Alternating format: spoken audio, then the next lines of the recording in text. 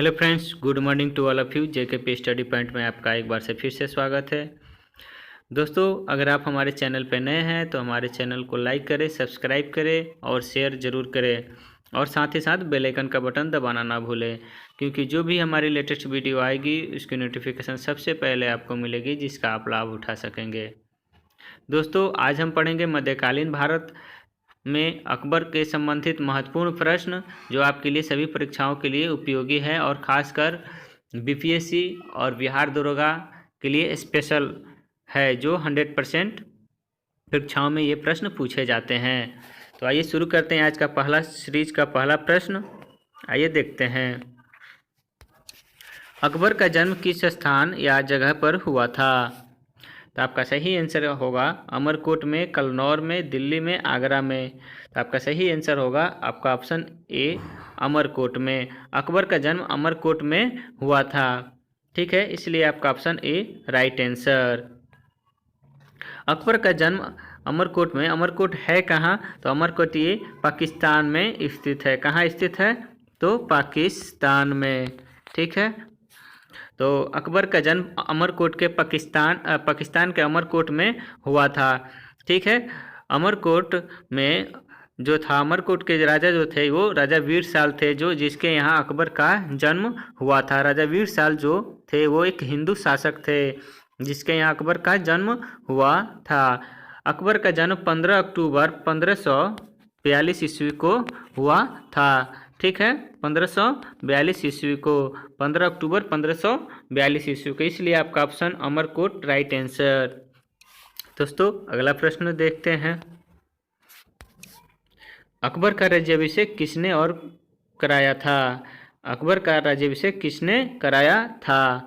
हुमायूं ने, बैरम खान ने, गुलबदन बेगम ने, इनमें से कोई नहीं। तो आपका सही आंसर होगा ऑप्शन बी, बैरम खान ने। बैरम खान ने अकबर का राज्याभिषेक कराया था। वो कब कराया था? तो अकबर का राज्याभिषेक बैरम खान ने 14 फरवरी 1556 ईस्वी में कराया था, ठीक है। कहाँ कराया था बैरम खान ने अकबर का राज्याभिषेक? तो कलनौर में, कलानौर में कराया था, ठीक है, बैरम खान ने, इसलिए आपका option B right answer. Next प्रश्न देखते हैं। हुमायूं की मृत्यु के बाद अकबर का संरक्षक बना था आदम खां, दौलत खां, बैरम खां, इनमें से कोई नहीं। आपका सही आंसर होगा बैरम खां, ऑप्शन सी बैरम खां राइट आंसर। हुमायूं की मृत्यु के बाद अकबर का संरक्षक बैरम खां बना था, ठीक है। बैरम खां अकबर का संरक्षक बना रहा 1556 से 1560 तक, ठीक है। ये 1556 से 1560 तक जो था अकबर का संरक्षक बैरम खां बना रहा, ठीक है, इसलिए आपका ऑप्शन सी राइट आंसर। अगला प्रश्न। पानीपत की दूसरी लड़ाई या युद्ध किसके बीच हुआ था? अकबर और शेरशाह के बीच, अकबर और नाना संगा के बीच, अकबर और हेमू के बीच, अकबर और रतन सिंह के बीच। तो इनमें से आपका सही आंसर होगा आपका ऑप्शन सी, अकबर और हेमू के बीच पानीपत की द्वितीय लड़ाई हुई थी, इसलिए आपका option C right answer. Akbar और हेमू के बीच पानीपत की द्वितीय लड़ाई कब हुआ था? तो ये लड़ाई हुआ था आपको 5 नवंबर 1556 को, ठीक है। 5 नवंबर 1556 को अकबर और हेमू के बीच पानीपत की द्वितीय लड़ाई होती है, जिसमें अकबर की जीत होती है, इसलिए आपका ऑप्शन सी राइट आंसर। अगला प्रश्न। अकबर का सेनापति तथा संरक्षक बैरम खान की हत्या की थी मानसिंह, आदम खां, कासिम खान ने, मुबारक खान ने। तो आपका सही आंसर क्या होगा? तो इनमें से आपका सही आंसर होगा मुबारक खान ने अकबर का सेनापति बैरम खां की हत्या कर दिया था। बैरम खां की हत्या मुबारक खान ने उस समय कर दिया जब बैरम खां हज के लिए निकला था, और रास्ते में ही मुबारक खान ने बैरम खां की हत्या कर दिया, इसलिए आपका option D right answer. Haldi Ghati का युद्ध मेवाड़ के शासक महाराणा प्रताप और अकबर के बीच हुआ था। तो इनमें से आपका सही आंसर क्या होगा? 18 जून 1576 को, 25 जून 1577 को, 26 जून 1576 को, इनमें से कोई नहीं। तो आपका इनमें से सही आंसर होगा 18 जून 1576 ईस्वी को हल्दी घाटी का युद्ध महाराणा प्रताप और अकबर के बीच हुआ था। इसलिए आपका ऑप्शन 18 जून 1576 ईस्वी को आपका ऑप्शन ए राइट आंसर। ठीक है, इसलिए आपका ऑप्शन 18 जून 1576 ईस्वी को राइट आंसर। ठीक है, अगला प्रश्न, अकबर का सेनापति का नाम था? आदम खां, मानसी, टोडरमल, बीरबल। तो इनमें से आपका सही आंसर होगा मान सिंह। इसलिए आपका ऑप्शन बी मान सिंह राइट आंसर। आपका ऑप्शन बी मान सिंह राइट आंसर अकबर का सेनापति था। मान सिंह जो था अकबर का सेनापति था, जो जोधा भाई का भतीजा था। ठीक है, जो राजा भरमल का नाती था। इसलिए इसने अकबर ने अपने क्या बोलते हैं, जोधा भाई पत्नी के यानी भाई के लड़के को अपना उसके अंदर वो क्षमता देखा, जिसके कारण उसको अपना सेनापति बनाया था मान सिंह को। इसलिए आपका option B right answer. Fatehpur Sikri का निर्माण करवाया और राजधानी बनवाया था। तो इनमें से आप सबका सही आंसर क्या होगा? हुमायूं ने, शाहजहां ने, अकबर ने, जहांगीर ने। तो आपका सही आंसर होगा ऑप्शन सी अकबर ने। अकबर ने फतेहपुर सीकरी का निर्माण करवाया था और राजधानी बनाया था। ये अकबर ने कब किया था? तो आपका सही आंसर होगा 1571 ईस्वी में। 1571 ईस्वी में अकबर ने फतेहपुर सीकरी को राजधानी बनाया था। ठीक है, इसलिए आपका ऑप्शन सी राइट आंसर। अगला प्रश्न, अकबर ने किन किन करों को कब समाप्त या अंत किया था? सुमेलित करें। दास प्रथा 1562, जजिया कर 1564, तीर्थ यात्रा कर 1563, सेना कर 1565। तो आइए देखते हैं विकल्प में क्या सही है। तो अकबर ने दास प्रथा का अंत 1562 में किया था, सही है। जजिया कर का अंत किया था 1564 में, ये भी सही है। तीर्थ यात्रा कर को अंत किया था आपका 1563 में, ये भी सही है। सेना कर यानी कि ये सही नहीं है। ठीक है, इसलिए इसमें ऑप्शन के अनुसार आपका ए और बी, सी यानी कि आपका ऑप्शन ए राइट आंसर। इसलिए आपका ऑप्शन ए राइट आंसर होगा। ठीक है, अगला प्रश्न देखते हैं।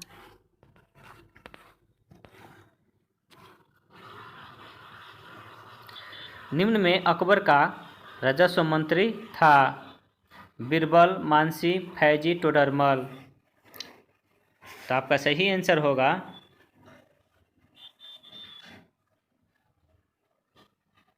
बीरबल, मानसी, फैजी या टोडरमल। तो आपका सही आंसर होगा आपका ऑप्शन डी टोडरमल। टोडरमल जो था अकबर का राजस्व मंत्री था, जो राजस्व के लेखा जोखा का कार्य करता था। जो अकबर टोडरमल पर बहुत ही विश्वास और भरोसा करता था। ठीक है, इसलिए आपका ऑप्शन डी राइट आंसर। अगला प्रश्न, निम्नलिखित में अकबर ने इबादत खाने की स्थापना किया था? 1576 में, 1574 में, 1573 में, 1575 में। तो इनमें से आपका सही आंसर होगा 1575 में, यानी कि आपका option D right answer. Akbar ने अपने इबादत खाने की स्थापना 1575 ईस्वी में किया था। इसलिए आपका ऑप्शन डी राइट आंसर। 3 इलाही धर्म तथा इलाही संबंध की शुरुआत किया था? शाहजहां ने, जहांगीर ने, अकबर ने, बाबर ने। तो इनमें से आपका सही आंसर होगा आपका ऑप्शन सी अकबर ने दीन इलाही तथा इलाही संबंध की शुरुआत अकबर ने किया था। इसलिए आपका option C right answer. Akbar ने दीन इलाही की स्थापना कब किया था? तो अकबर ने दीन इलाही की स्थापना 1582 ईस्वी में किया था। कब किया था? तो 1582 ईस्वी में अकबर ने दीन इलाही धर्म की स्थापना किया था। और इलाही संबत की स्थापना अकबर ने 1583 ईस्वी में किया था। कब किया था? तो 1583 ईस्वी में अकबर ने इलाही संबत की शुरुआत किया था और दीन इलाही धर्म की स्थापना अकबर ने 1582 ईस्वी में किया था। इसलिए आपका option C Akbar right answer. अगला प्रश्न देखते हैं। अकबर के दरबार का प्रसिद्ध संगीतकार एवं चित्रकार था? तानसेन एवं अब्दुल असमद, अबू फजल अब्दुल असमद, फैजी एवं अब्दुल असमद, इनमें से कोई नहीं। तो इनमें से आपका सही आंसर होगा तानसेन और अब्दुल असमद, यानी कि आपका option A right answer. Tansen और अब्दुल असमद जो थे ये अकबर के प्रसिद्ध संगीतकार और चित्रकार थे। तानसेन जो थे ये प्रसिद्ध संगीतकार थे और अब्दुल असमद जो थे ये प्रसिद्ध चित्रकार थे अकबर के दरबार में। ठीक है, तो दोस्तों इसको याद रखिएगा, ये सभी परीक्षाओं में जरूर पूछे जाते हैं।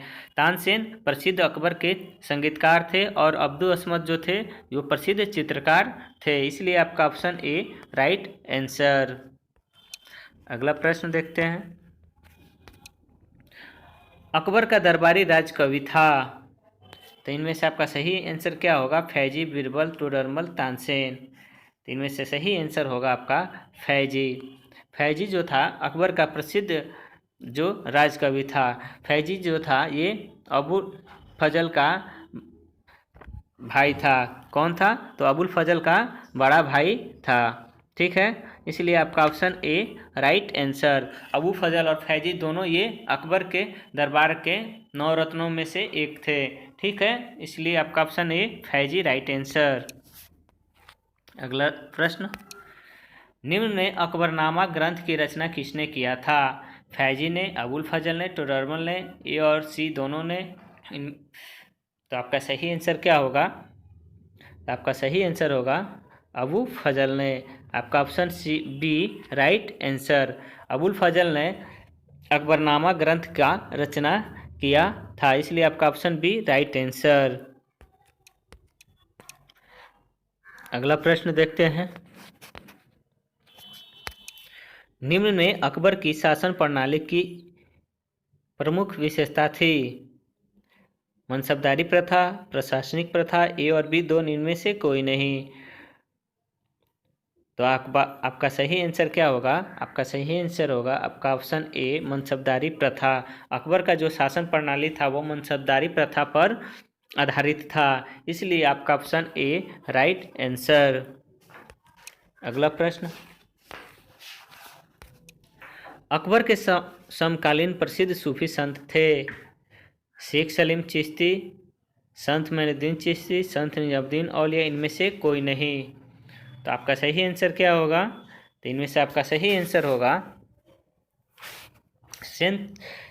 संत शेख सलीम चिश्ती, यानी कि आपका ऑप्शन ए शेख सलीम चिश्ती जो थे वो अकबर के समकालीन प्रसिद्ध सूफी संत थे, इसीलिए आपका option A right answer. Akbar Sheikh Salim Chishti का बहुत ही आदर करता था। इन्हीं के आशीर्वाद से अकबर का पुत्र का जन्म हुआ था, इसलिए आपका ऑप्शन ए राइट आंसर। अगला प्रश्न।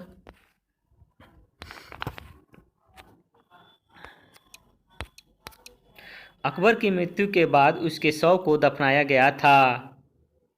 आगरा में, दिल्ली में, लाहौर में, सिकंदरा के निकट में।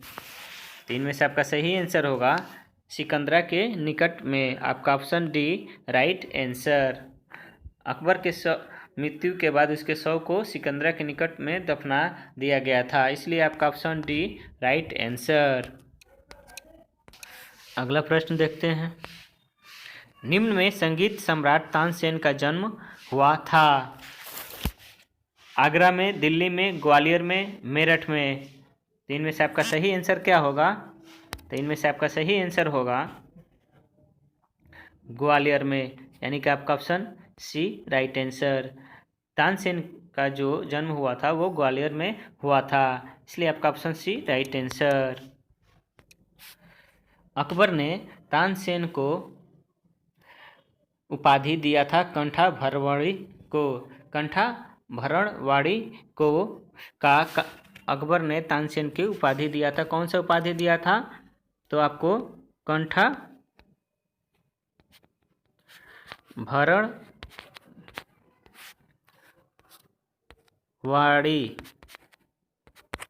ठीक है, कंठा भरणवाड़ी का उपाधि तानसेन को अकबर ने दिया था। तानसेन को अकबर संगीत का सम्राट भी कहता था, ठीक है। तानसेन के समय ध्रुपद गायन शैली का विकास हुआ, ठीक है। तानसेन के समय जो था ध्रुपद गायन शैली का विकास हुआ। तानसेन ने मियाँ की तोड़ी तथा मियाँ की मल्हार की सारंग दरबारी तथा कन्हा शामिल है। तानसेन ने इस्लाम धर्म ग्रहण किया था। तानसेन की मृत्यु 1589 ईस्वी में हो गया था, ठीक है, इसलिए आपका ऑप्शन सी राइट आंसर। अगला प्रश्न देखते हैं। निम्न में तानसेन बैजू बावरा प्रसिद्ध गायक थे, तो इनमें से आपका सही आंसर क्या होगा? हुमायूं के शासन में काल में, अकबर के शासनकाल में, बाबर के शासनकाल में, इनमें से कोई नहीं। तो आपका सही आंसर होगा आपका ऑप्शन बी, अकबर के शासनकाल में तानसेन और बैजू बावरा जो थे प्रसिद्ध गायक थे, इसलिए आपका ऑप्शन बी राइट आंसर। अगला प्रश्न देखते हैं। दीन इलाही धर्म को अपनाने वाला प्रथम एवं अंतिम हिंदू व्यक्ति था, तो आपका सही आंसर क्या होगा? टोडरमल, मानसिंह, बीरबल, इनमें से सभी। तो आपका सही आंसर होगा बीरबल, ऑप्शन सी। बीरबल जो था दीन इलाही धर्म को अपनाने वाला प्रथम हिंदू व्यक्ति था, ठीक है, और यह हिंदू शासक था, इसलिए आपका option C right answer. Birbal का जन्म 1528 ईस्वी में हुआ था। कब हुआ था? तो 1528 ईस्वी में कौलपी के ब्राह्मण परिवार में हुआ था, ठीक है। बीरबल का बचपन का नाम महेश दास था। क्या था? तो महेश दास था। बचपन का क्या नाम था बीरबल का? तो महेश दास था, ठीक है। अकबर ने बीरबल को उपाधि दी थी कविराज या राजा की। अकबर ने बीरबल को कविराज या राजा की उपाधि दिया था तथा 200 मनसब भी दिया था। 1583 ईस्वी में अकबर के न्याय विभाग के सर्वोच्च अधिकारी अकबर ने इनको बीरबल को बना दिया, ठीक है, तथा अकबर दीन इलाही धर्म को स्वीकार करने वाला प्रथम शासक बीरबल बन गए थे, ठीक है। 1586 ईस्वी में यूसुफजाइयों के युद्ध में क्या हुआ था? बीरबल की मृत्यु हो गई थी, ठीक है, जिसके कारण अकबर इतना न दुखी हुआ था कि 3 दिनों तक अन्न ग्रहण नहीं किया था बीरबल के मृत्यु के कारण, ठीक है। आपके प्रश्न के अनुसार दीन इलाही धर्म को अपनाने वाला प्रथम हिंदू व्यक्ति यानी हिंदू शासक था तो बीरबल, इसलिए आपका ऑप्शन सी राइट आंसर। अगला प्रश्न देखते हैं। निम्न में मुगलों की राजकीय भाषा थी, उर्दू, फारसी, अरबी, इनमें से कोई नहीं। तो आपका सही आंसर होगा फारसी, आपका ऑप्शन बी राइट आंसर। मुगलों की राजकीय भाषा थी फारसी, इसलिए आपका ऑप्शन बी राइट आंसर। अगला प्रश्न देखते हैं। बुलंद दरवाजा का निर्माण किस शासक ने करवाया था? शाहजहां ने, अकबर ने, जहांगीर ने, औरंगजेब ने। तो इनमें से आपका सही आंसर होगा आपका ऑप्शन बी अकबर ने। अकबर ने बुलंद दरवाजा का निर्माण करवाया था। अकबर ने बुलंद दरवाजा का निर्माण गुजरात विजय के उपलक्ष्य में करवाया था। किसके उपलक्ष्य में? तो गुजरात विजय के उपलक्ष्य में, ठीक है, इसलिए आपका ऑप्शन बी राइट आंसर। अगला प्रश्न, निम्न में अकबर का दरबार सुशोभित था। तो आपका सही आंसर क्या होगा? नवरत्न से, कवियों से, साहित्यकारों से, इनमें से सभी। तो आपका सही आंसर होगा आपका ऑप्शन ए नवरत्नों से। नवरत्न से अकबर का दरबार जो था सुशोभित था। ये नवरत्न कौन कौन से थे? तो आइए देखते हैं। इन नवरत्नों में थे बीरबल, फैजी, अबू फजल, तोडरमल, तानसेन, मुल्ला दो प्याज, हाकिम हुकुम जो थे ये नवरत्नों में शामिल थे, इसलिए आपका ऑप्शन ए राइट आंसर। अगला प्रश्न देखते हैं। अकबर ने श्री कलम तथा जड़ी कलम की उपाधि दिया था। फैजी तथा मोहम्मद हुसैन कश्मीरी को, अब्दुल असमद तथा अबुल फजल को, अब्दुल असमद तथा मोहम्मद हुसैन कश्मीरी को, इनमें से कोई नहीं। तो आपका सही आंसर होगा अकबर ने श्री कलम की उपाधि तथा जड़ी कलम की उपाधि दिया था तो अब्दुल असमद और मोहम्मद हुसैन कश्मीरी को। अब्दुल हसन और मोहम्मद हुसैन कश्मीरी, यानी कि आपका ऑप्शन सी राइट आंसर। ठीक है, तो अकबर ने श्री कलम की उपाधि जो दिया था ये अब्दुल असमद को दिया था। ठीक है, तथा मोहम्मद हुसैन कश्मीरी को जड़ी कलम की उपाधि दिया था।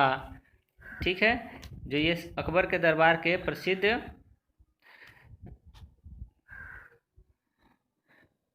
दरबारी थे, इसलिए आपका option C right answer. Next प्रश्न देखते हैं। निम्न में किस शासक के शासनकाल को हिंदी साहित्य का स्वर्णकाल कहा जाता है? शाहजहां के शासनकाल को, हुमायूं के शासनकाल को, अकबर के शासनकाल को, औरंगजेब के शासनकाल को। तीन में से आपका सही आंसर क्या होगा? तीन में से आपका सही आंसर होगा अकबर के शासनकाल को हम हिंदी साहित्य का स्वर्णकाल कहा जाता है, इसलिए आपका ऑप्शन सी राइट आंसर। अगला प्रश्न देखते हैं। चैतन्य स्वामी का जन्म कहाँ हुआ था? तो नदिया ग्राम में, चित्तौड़गढ़ में, आगरा में, इनमें से कोई नहीं। तो आपका सही आंसर होगा नदिया ग्राम में। कहाँ? तो आपका ऑप्शन ए नदिया ग्राम में चैतन्य महाप्रभु का जन्म हुआ था। नदिया ग्राम कहाँ है? तो ये पश्चिम बंगाल में स्थित है। कहाँ? तो बंगाल में। ठीक है, आपका इसलिए आपका ऑप्शन ए राइट आंसर। चैतन्य स्वामी का जन्म नदिया ग्राम पश्चिम बंगाल में हुआ था। अगला प्रश्न देखते हैं। कबूलियत ए पट्टा नामक प्रथा की शुरुआत किया था? अकबर ने, जहांगीर ने, बाबर ने, शेरशाह ने। तो आपका सही आंसर क्या होगा? शेरशाह ने। शेरशाह ने कबूलियत ए पट्टा नामक प्रथा की शुरुआत किया था, इसलिए आपका ऑप्शन डी राइट आंसर। ठीक है, अगला प्रश्न देखते हैं।